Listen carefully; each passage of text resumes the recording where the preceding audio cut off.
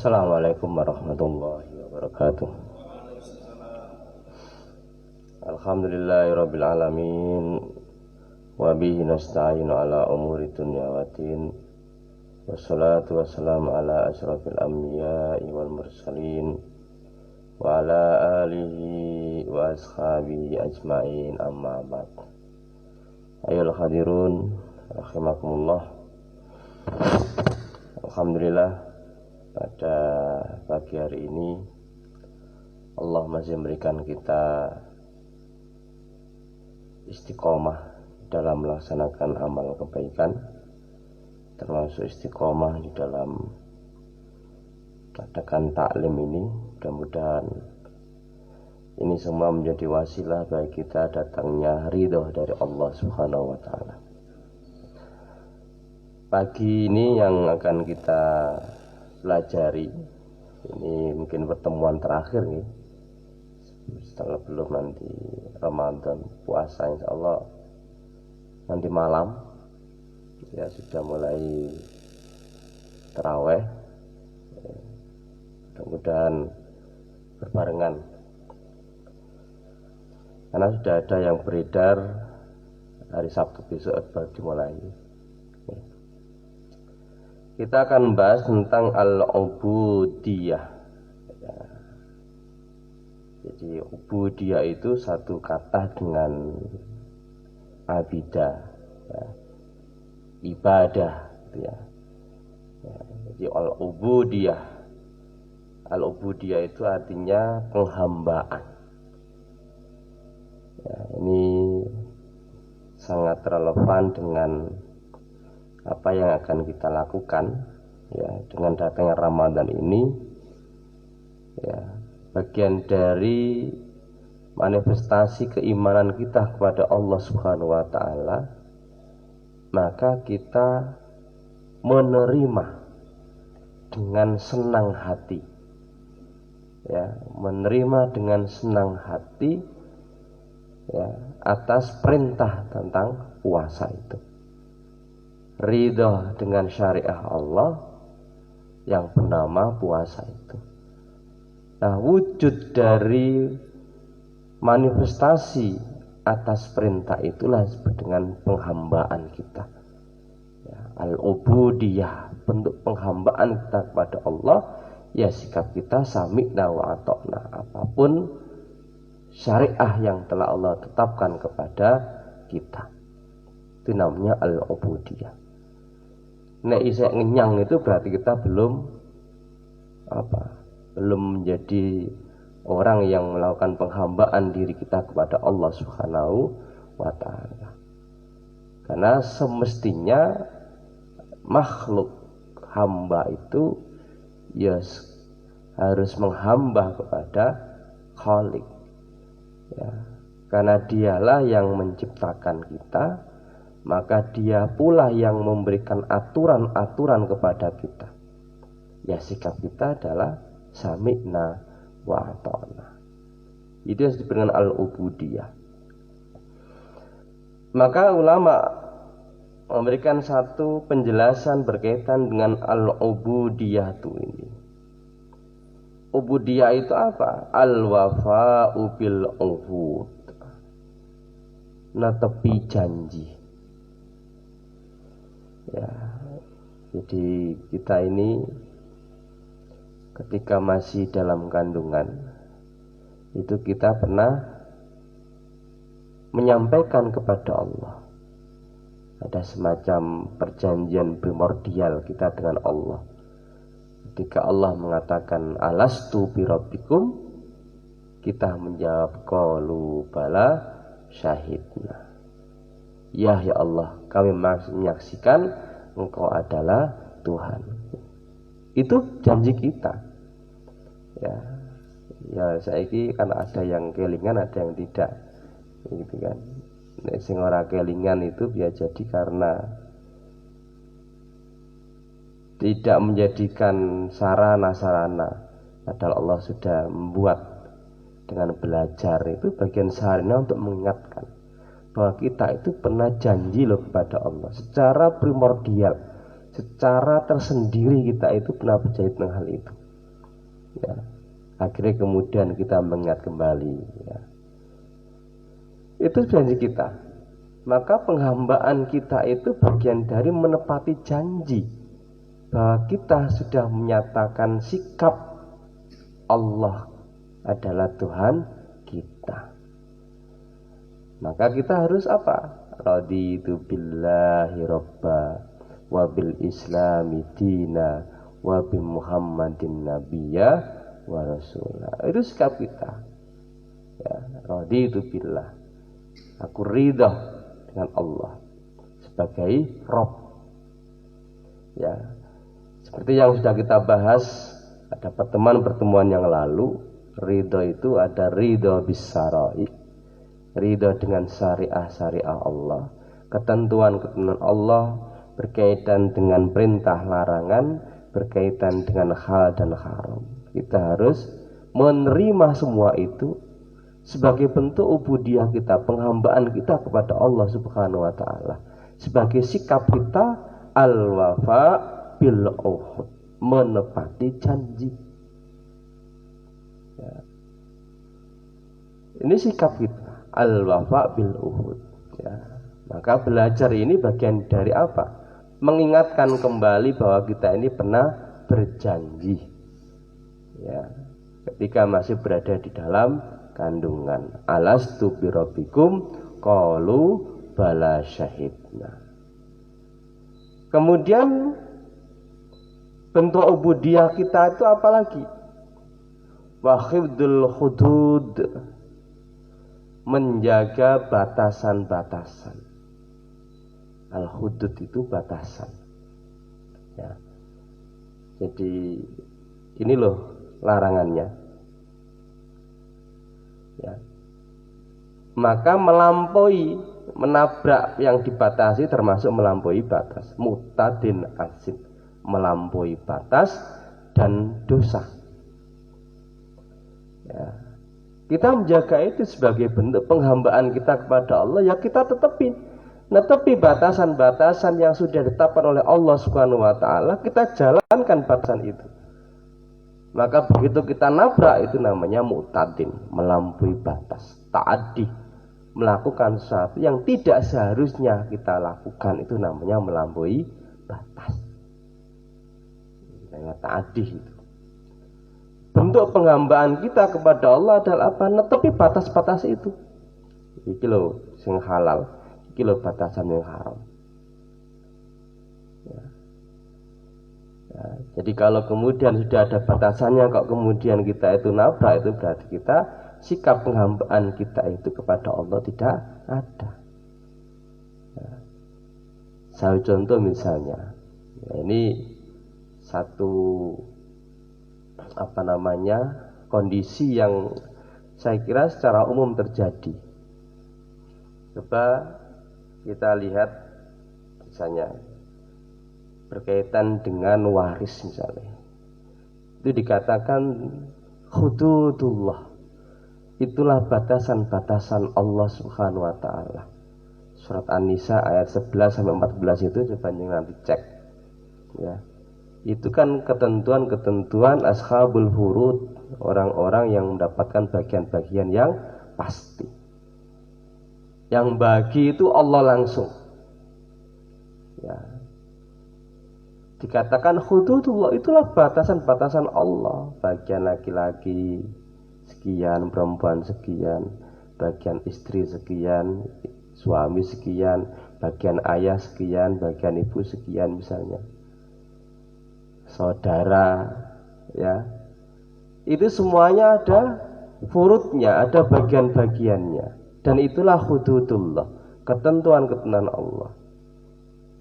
Cuma kadang jarang sekali kemudian orang melaksanakan hal itu, ya. Jadi ini ilmu yang sudah hilang. Memang sudah diprediksi Rasulullah.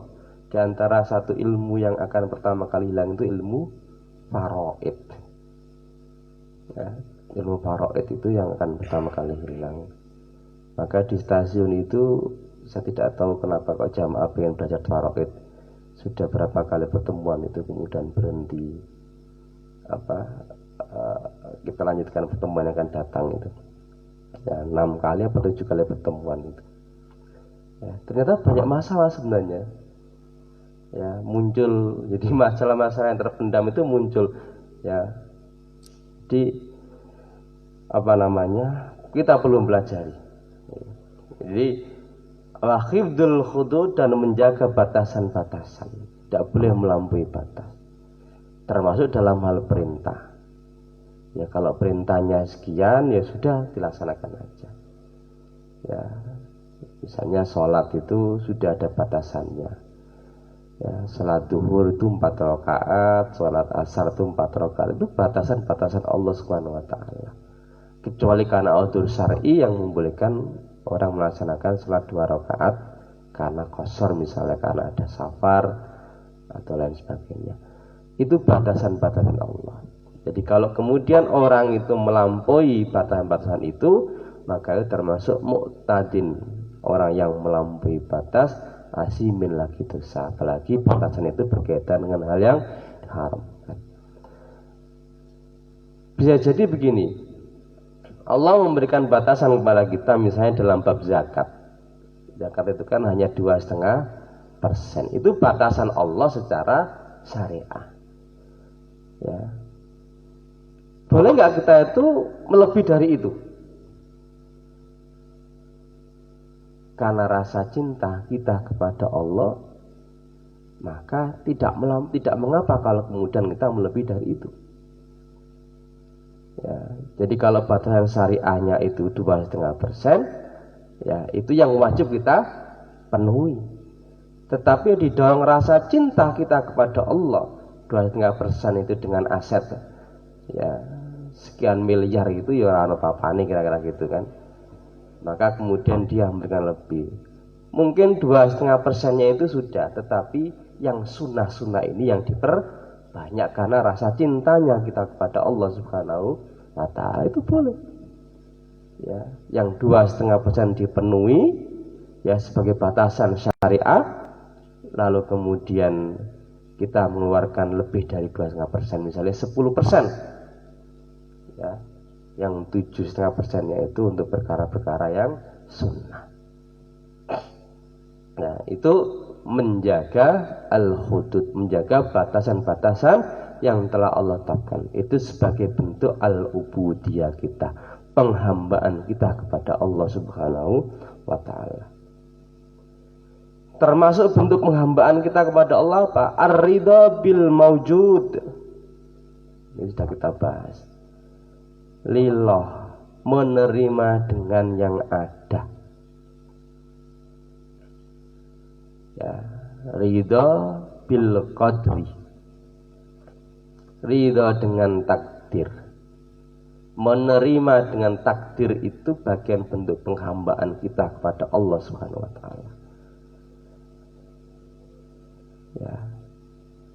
Jadi mungkin masih mengingatkan yang namanya ridho itu kan sururul qalbi bimuril qada,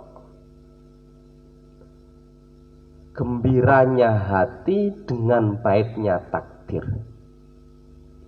Itu yang namanya ridho.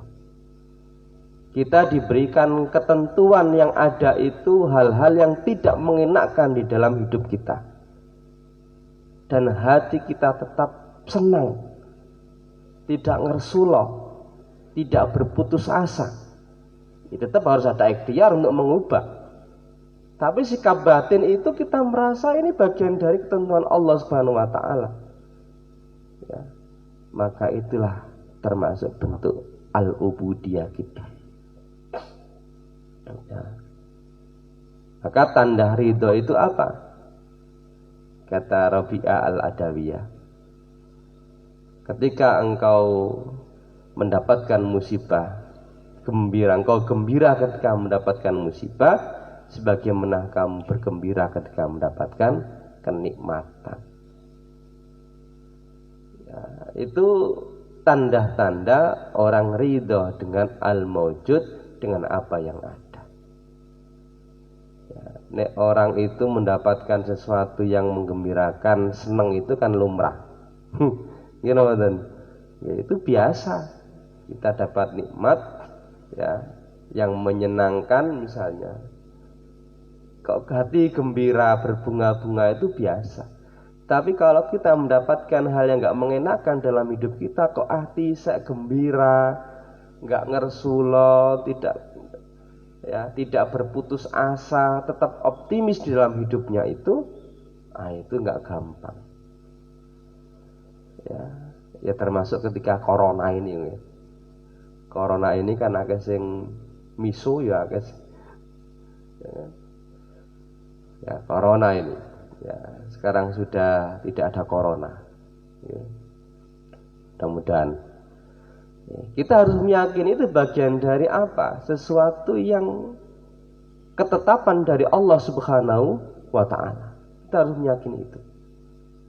Dan kita menerimanya itu. Ya sembari berikhtiar bagaimana caranya agar kita tidak kena. Itu namanya ar-ridha bil mawjud, sebagai bentuk penghambaan kita kepada Allah Subhanahu wa ta'ala.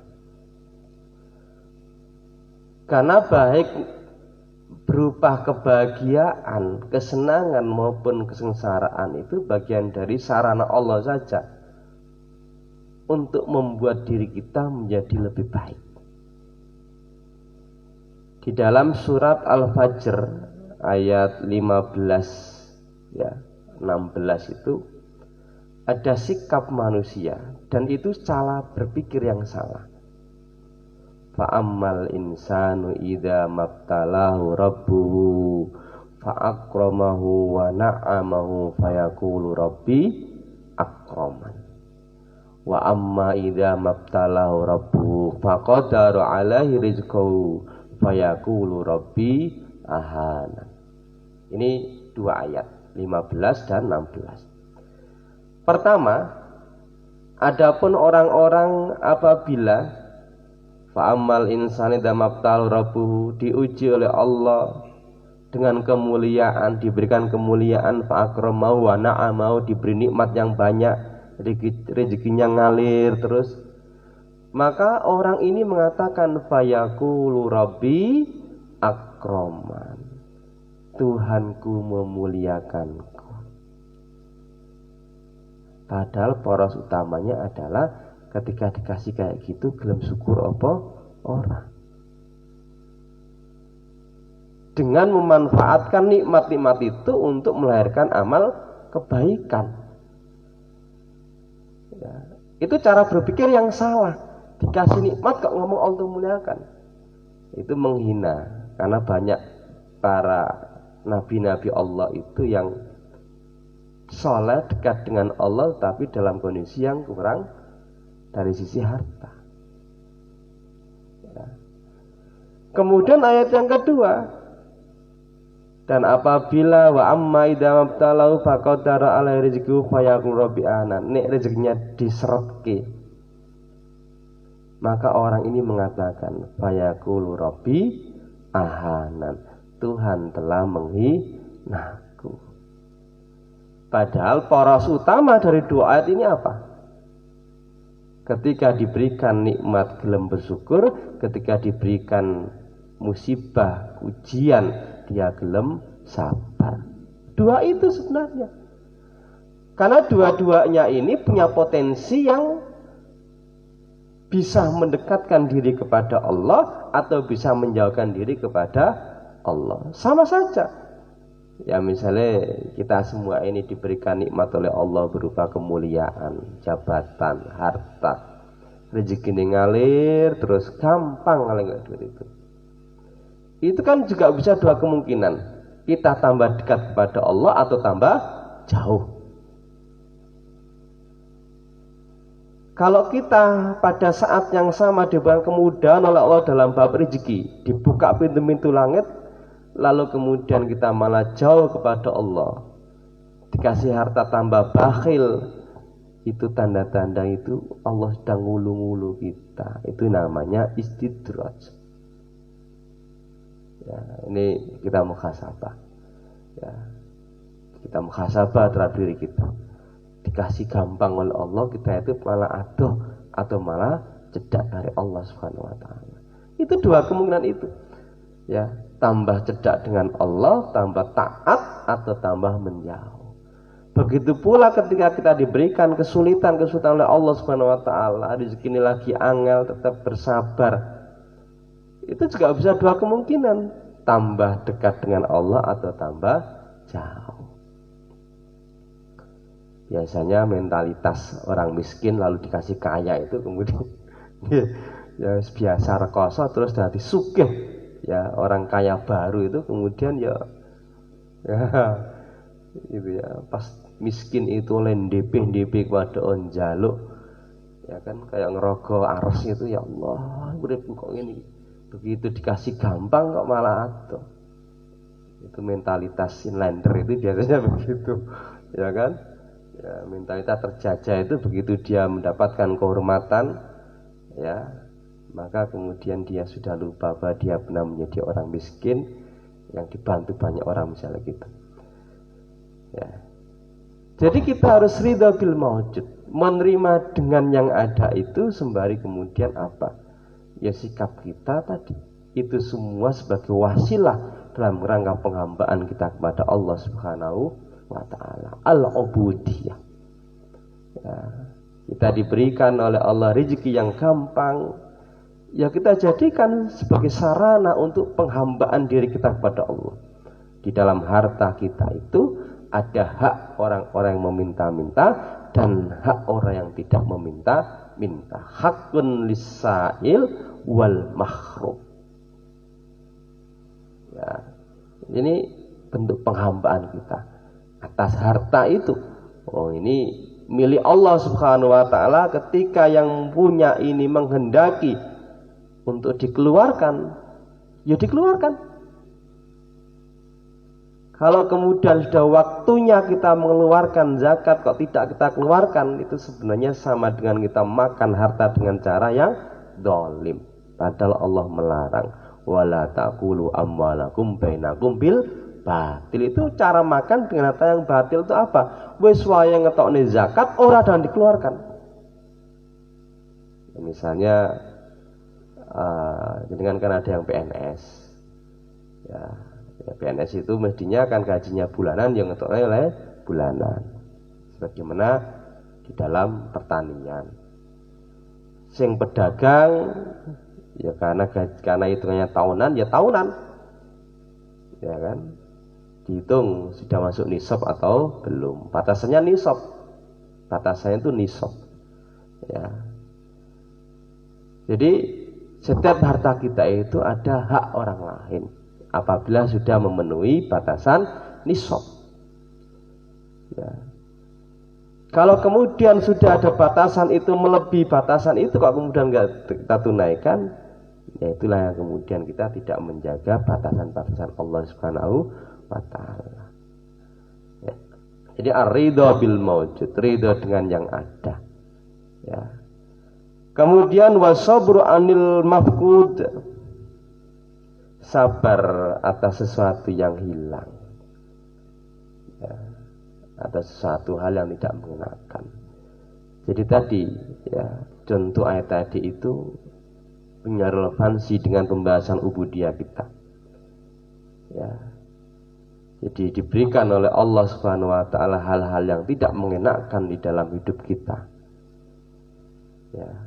Dan kita mau bersabar, ya, dengan sabar yang sangat baik, maka bahasanya adalah surga.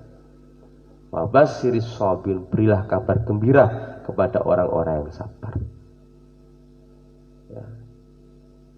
Jadi pasti ada ruang-ruang baik kita itu, ya, kesempatan baik kita atas kondisi batin yang kita lakukan itu, ya, ketika kita ini diberikan oleh Allah kesulitan lalu kemudian kita sabar, ya, pasti Allah akan memberikan balasan yang lebih baik. Ya. Ini janji Allah Subhanahu wa taala. Jadi Bapak yang dirahmati Allah Subhanahu wa taala, as-sabru 'anil mafqud, sabar atas yang hilang itu bagian dari penghambaan kita. Orang Rasulullah, orang berputus asa. Ya. Kita tetap optimis dengan kondisi apapun yang terjadi pada diri kita. Sama juga misalnya takdir baiknya pendosa itu ketika dia mau bertaubat. Takdir buruknya pendosa ketika dia itu berputus asa. Tetap ada ruang, ada kesempatan orang untuk mengubah hidupnya. Asalkan dia mau bertobat, maka dosa sebesar apapun itu akan diampuni oleh Allah Subhanahu wa taala. Ya. Itu takdir baiknya orang pendosa. Takdir buruknya dia sudah berputus asa. Kayak ngene iki ora apa-apa lah, wis kakean dosa sekalian misalnya. Itu namanya putus asa. Padahal Allah itu Ghafurun Rahim. Sebesar apapun dosa seorang hamba, selagi dia mau bertobat kembali kepada Allah Subhanahu wa taala, maka pasti Allah akan mengampuninya. Ya. Jadi ini yang dikasih dengan al-ubudiyah. Ada 4 hal, ya. Al-wafa bil uhud, nepati janji, khifdul hudud, menjaga batasan-batasan, ridha dengan yang ada, wasobru 'anil mafqud, dan sabar ketika terjadi kehilangan. Ada sesuatu yang hilang, ya, diberikan ujian-ujian Allah Subhanahu wa taala. Ya, karena namanya ujian itu kata Allah, wa nablukum bisarri wal khairi. Kami uji kamu dengan keburukan dan kebaikan. Tujuannya hanya satu, liyabluwakum ayyukum ahsanu amalah, untuk menguji kamu mana di antara kamu yang masih berbuat yang terbaik. Isa gelem ibadah apa ora nek takai hal-hal yang menyenangkan. Isa gelem ibadah apa ora ketika aku kasih hal-hal yang tidak mengenakan. Tujuannya hanya itu saja. Semuanya adalah imtihan. Ya, tidak kemudian kita berkata dikasih kesenangan Allah telah memuliakanku. Enggak, itu ujian. Ujianmu adalah bisa gelem bersyukur atau tidak dengan manfaatkan nikmat-nikmat itu. Begitu pula ketika kita diberikan kesulitan, jangan berkata Allah telah menghinaku. Enggak, itu ujian pula. Dengan kondisi yang demikian itu, bisa gelem sabar dan tetap berikhtiar untuk mengubah kondisi yang demikian itu. Nah, itu semua sebagai bentuk al-ubudiyah, penghambaan kita kepada Allah Subhanahu wa ta'ala. Kemudian ada satu sikap, ya, berkaitan dengan penghambaan ini,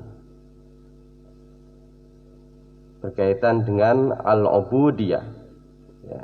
Jadi al-ubudiyah itu atimmu minal ibadah, lebih sempurna dari ibadah. Kalau ibadah sekedar menjalankan yang wajib, kalau ubudiyah ini lebih dari itu. Ya, benar-benar kita melakukan penghambaan diri kita kepada Allah Subhanahu wa ta'ala. Fal ibadah li awamil mu'min. Ya, kalau ibadah itu untuk orang mukmin yang awam. Ya, jadi menjalankan perintah.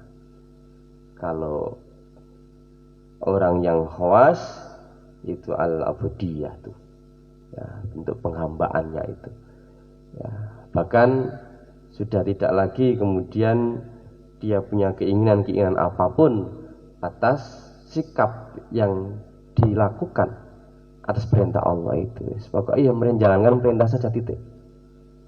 Ya, seperti pembahasan kita yang lalu itu, ya, bagaimana keikhlasan seorang itu, ya, tidak meminta iwat atau pengganti atas apa yang dia kerjakan. Ya, menjalankan perintah itu bagian dari syukur atas nikmat yang telah Allah kerjakan. Ya, ya, itu yang disebut dengan ikhlas itu. Maka penghambaan juga sama. Ya, penghambaan kepada Allah itu pokoknya menjalankan saja ketentuan-ketentuan Allah, menjalankan apa yang sudah kita janjikan kepada Allah Subhanahu wa taala, itu tidak ada yang lain. Ya, itu bentuk penghambaan. Jadi apa? Totalitas ya, di dalam menjalankan perintah Allah Subhanahu wa taala tanpa harus ada berharap ada imbalan apapun, itu pasti Allah sudah akan memberikan imbalan. Ya, jadi apa namanya? Ini berkaitan dengan ubudiyah. Kemudian makna Al-Quran, ya, kalau kita mencoba untuk kembali kepada Al-Quran tentang makna ubudiyah ini, ya, ada dua hal. Khiddu adabul ubudiyah, yaitu menjaga adab-adab ubudiyah, menjaga adab-adab dalam penghambaan kita kepada Allah Subhanahu wa taala. Ya, jadi menjaga adab itu apa yang kemudian menjadi kewajiban kita sebagai seorang makhluk, sebagai makhluk terhadap Khaliknya. Ya. Jadi adab makhluk terhadap Khalik adalah apa? Menerima apapun yang sudah ditetapkan oleh Khalik, oleh Allah Subhanahu wa taala. Kemudian ta'dzimu hak rububiyah, mengagungkan hak rububiyah. Kita mengagungkan bahwa Allah itu adalah Rabb. Rabb itu artinya yang mengatur. Rabb itu kemudian muncul tarbiyah, yang mendidik. Ya. Jadi tauhid rububiyah itu kita meyakini bahwa Allah adalah yang mengatur segala ketentuan-ketentuan yang ada di muka bumi ini. Kita mengagungkan hal itu. Ya, itu bentuk penghambaan kita. Ta'dzimu haqqur rububiyah, mengagungkan hak ketuhanan, di mana Allah Subhanahu wa taala ya, yang mengatur segala hal ini, yang memberikan rezeki, yang menciptakan. Ya, maka kalau kemudian kita menerjemahkan makna la ilaha illallah itu la khaliqun illallah. Ya, tidak ada pencipta kecuali Allah. La razikun illallah. Tidak ada yang memberikan rezeki kecuali Allah Subhanahu wa ta'ala. Tidak ada yang bisa menjaga kecuali Allah Subhanahu wa ta'ala. Tidak ada yang bisa memberikan keberkahan kecuali Allah Subhanahu. Kita mengagungkan rububiyah Allah itu, bahwa Allah yang mengatur segala sesuatu yang ada di dunia ini. Itu bentuk-bentuk penghambaan kita kepada Allah Subhanahu wa ta'ala. Hadirin yang dirahmati Allah Subhanahu wa ta'ala, itu beberapa hal kaitannya dengan al-ubudiyah. Ya. Mudah-mudahan apa yang kemudian kita lakukan dicatat oleh Allah sebagai bentuk penghambaan. Ya. Sehingga kemudian Allah menjanjikan kepada kita akan balasan yang lebih baik. Ya. Termasuk apa yang akan kita kerjakan di bulan Ramadan ini, bagian dari al-ubudiyah, penghambaan kita kepada Allah Subhanahu wa taala. Kita menerima tanpa ada alasan kenapa kemudian kita berpuasa. Pokoknya perintahnya puasa ya puasa.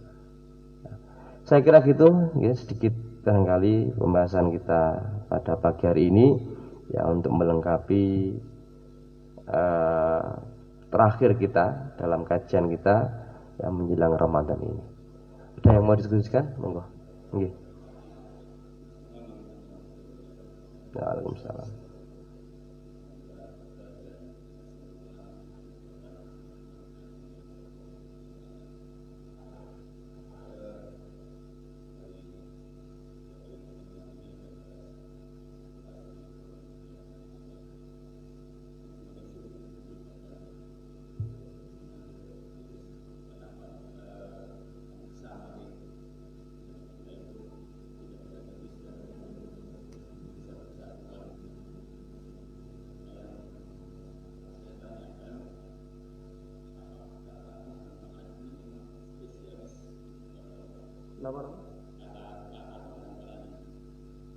Ya.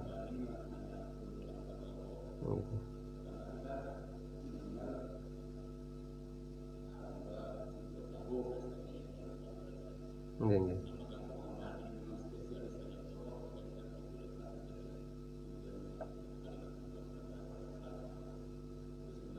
Nggih.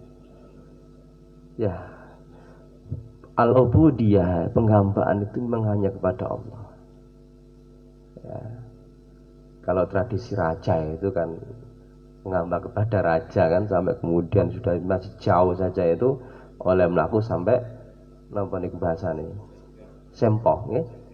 Ya, apalah namanya Mas Renda ki sing ngerti. Ya, itu penghambaan terhadap raja, mati urip nderek raja, ya, termasuk mati urip nderek simbok itu. Ya. Jadi itu penghambaan kepada manusia nggak boleh. Manusia tidak boleh menghamba dengan sama manusia. Penghambaan itu hanya kepada Allah Subhanahu wa ta'ala.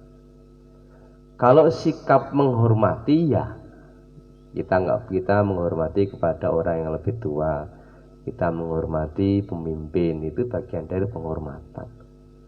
Tapi penghambaan, menyerahkan total hidup kita itu tidak boleh kepada manusia. Manusia tidak bisa memberikan apapun. Ya. Penyerahan total kita terhadap hidup kita itu hanya kepada Allah Subhanahu wa ta'ala. Karena Allah lah yang memberikan rezeki, Allah lah yang menciptakan atas segala yang ada di dunia ini. Ya, jadi penghambaan itu hanya kepada Allah, tidak kepada manusia. Ya, kepada manusia hanyalah penghormatan. Ya, apalagi kalau kemudian kita menghormati pemimpin yang zalim, itu nggak ada.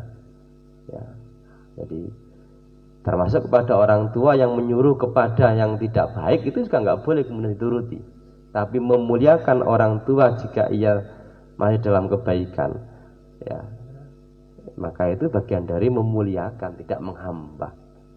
Ya, jadi misalnya Nabi Ibrahim itu tetap menghormati orang tuanya, ya, walaupun berbeda keyakinan. Tapi begitu menyuruh kepada kemusyrikan, dia menolak. Nek menghamba itu kan dikon apik kon elek ya melaku saja. Tapi tidak mungkin kalau Allah itu menyuruh kepada keburukan. Ya, maka hati-hati ya, termasuk orang itu bisa diperbudak dengan setan iblis, itu bisa. Ya, bisa diperbudak. Ya, misalnya kalau kita punya kisah-kisah tentang Kodam, ya kan? Dia diperbudak, diperhamba karena dia sudah menghamba kepada iblis, maka dia diperbudak.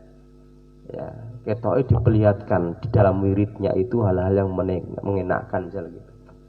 Ya, kamu sudah sampai kepada cahaya, maka kamu boleh tidak melaksanakan ibadah misalnya. Itu iblis kan mungkin itu datang dari Allah. Allah itu telah tidak menyuruh kepada yang buruk. Ya, itu kalau menghamba kepada selain Allah itu pasti akan diarahkan kepada jalan-jalan yang sesat. Ya.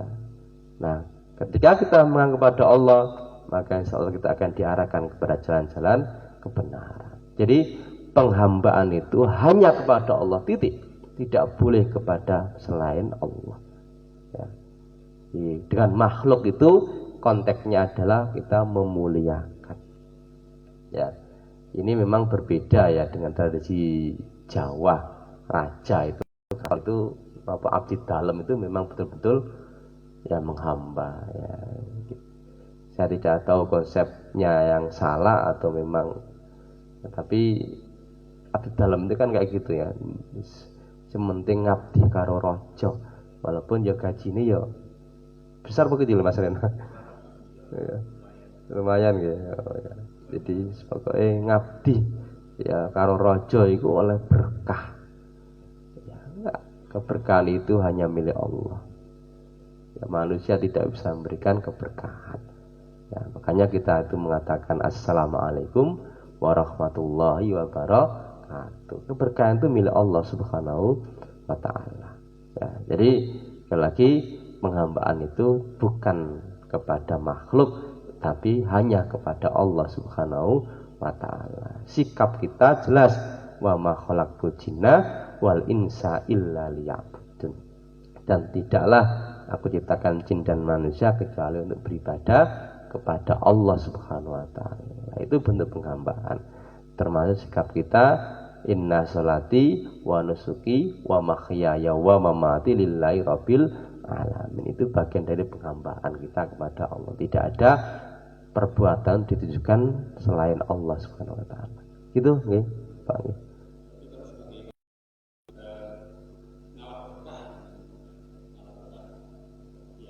Nggih. Nggih. Saya menyebut itu ngambil manfaat. Ya, mungkin bahasanya berbeda ya. Ya, saya meyakini keberkahan itu ya hanya milik Allah Subhanahu wa taala. Tapi kalau kemudian saya itu datang kepada kiai, ya kemudian saya minta wasilah agar didoakan, itu kan sarana untuk mendapatkan kebaikan. Jadi tawasul ini itu kepada orang soleh yang masih hidup itu boleh. Kita datang kepada kiai, Mbah, saya didoakan biar Allah memberikan keselamatan kepada kita. Ya, wasilahnya kepada kiai yang masih hidup, pada orang-orang soleh lah intinya gitu. Ya, tidak mengambil keberkahan. Ya, kita minta pada kiai untuk mendoakan. Ya, jadi atau misalnya mungkin membahasakan saja ya, misalnya kan ada ngalah berkah ilmunya si enggak, tidak ada keberkahan. Tapi apa? Ngambil manfaat dari ilmu si ustadz itu. Walaupun toh berkah itu ya sama, artinya adalah ziyadatul khair, bertambahnya nilai kebaikan. Dengan dia ngaji dengan ustadz itu, maka akan bertambah nilai kebaikannya. Tapi bukan kemudian ya ngarap berkah dari kiai, tidak. Kiainya itu ya ilmunya dari Allah Subhanahu wa taala. Ya, demikian itu. Saya meyakini keberkahan itu hanya milik Allah Subhanahu wa taala. Seorang ustadz atau kiai itu dia juga hanya menjalankan apa yang menjadi tugasnya, menyampaikan apa yang dia dapatkan, yaitu ilmu itu, yaitu juga dari Allah Subhanahu wa taala. Lalu ada orang yang ngambil manfaat untuk mengajar dan lain sebagainya. Gitu, nggih. Nah, ini supaya kemudian tidak terjebak kepada hal-hal yang tadi melampaui batas tadi. Baik, saya kira itu mudah-mudahan ada manfaatnya, dan saya mohon maaf yang sebesar-besarnya setahun ini saya ngajar ada hal yang kurang atau menyinggung, saya mohon maaf yang sebesar-besarnya.